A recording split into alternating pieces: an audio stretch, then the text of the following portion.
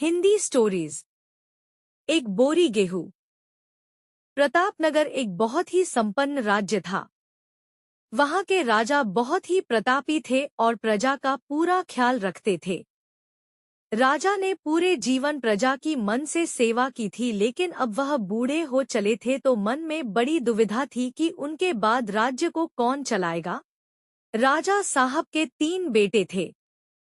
अब तीनों ने एक ही गुरु और एक ही विद्यालय से शिक्षा ली थी, लेकिन राजा ये निर्णय नहीं कर पा रहे थे कि कौन राज्य के लिए सबसे अच्छा उत्तराधिकारी है। अब राजा ने तीनों बेटों की परीक्षा लेने की सोची। एक दिन राजा ने सुबह सुबह सभी पुत्रों को बुलाया और उन सबको एक एक बोरी गेहूं देते हुए कहा कि मैं और तुम्हारी माता तीर्थ यात्रा पर जा रहे हैं। हमें वापस आने में 1 वर्ष से भी ज्यादा लग सकता है। तुम तीनों की ये जिम्मेदारी है कि अपने हिस्से के गेहूं को संभाल के रखना, और जब मैं वापस लौटूं तो तुमको ये गेहूं की बोरी वापस लौटानी है। ऐसा कहकर राजा और रानी तीर्थ यात्रा पर चल दिए। सबसे बड़े बेटे से सोचा, ये गेहूं की बोरी पिताजी को वापस लौटानी है तो इसे मैं तिजोरी में बंद कर देता हूँ। जब पिताजी आएंगे तो वापस दे दूंगा। यही सोचकर उसने गेहूं की बोरी तिजोरी में रखवा दी ताकि एक दाना भी इधर उधर ना हो।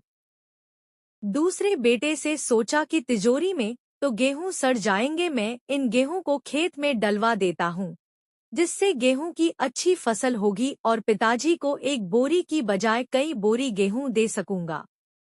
अब उसने ना गेहूं के लिए अच्छा खेत देखा और ना ही अच्छी उपजाऊ जमीन देखी और ना ही खेत की घास फूस को साफ कराया। बस ऐसे ही एक बंजर जमीन पर गेहूं डलवा दिए और कभी उनकी देखभाल करने नहीं आया। उसे लगा कि अब अपने आप फसल आ जाएगी। तीसरा बेटा ज्यादा समझदार था। उसने अपने मित्र के साथ मिलकर एक अच्छा खेत देखा जो बहुत उपजाऊ था, फिर उसकी मिट्टी बदलवाई, वहां घास फूस की सफाई कराई और फिर विधिनुसार गेहूं के दाने खेत में बो दिए।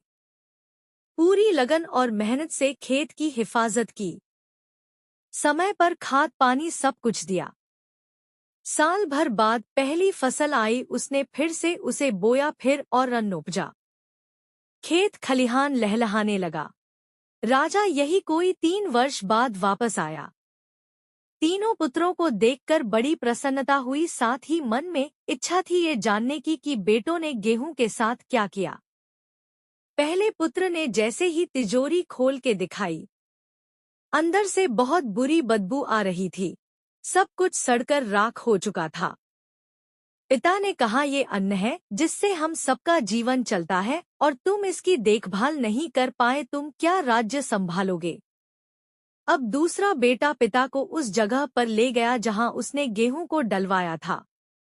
वहां जाकर देखा तो जंगल था, बड़ी बड़ी घास फूस खड़ी थी। गेहूं का तो नामोनिशान ही नहीं था।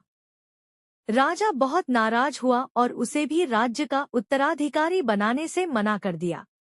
अब तीसरा पुत्र पिता को अपने खेतों पर ले गया। वाह!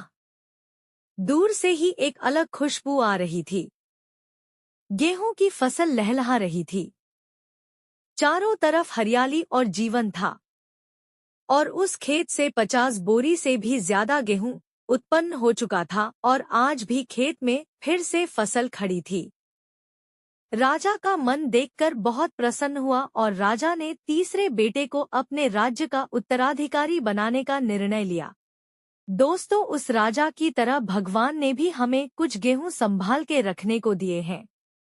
वो गेहूं है हमारा जीवन, जिसे हम बेकार के कामों में नष्ट कर देते हैं। ईश्वर ने जीवन दिया कि दुनिया का विकास करना, आपने ज्ञान को बढ़ाना और उसे बांटना, लेकिन हम अज्ञानी लोग इस जीवन को सड़ा देते हैं और अंत समय जब ईश्वर पूछता है कि जीवन में क्या किया, तो जवाब होता है शून्य, कुछ नहीं। अपने मन की जमीन को साफ करिए, उसमें जो घास फूस है वो हटाइए, मन में जो ईर्ष्या, गुस्सा और व्यसनों को हटाइए और अच्छाई के बीज बोइए। फिर ईश्वर आपसे बेहद खुश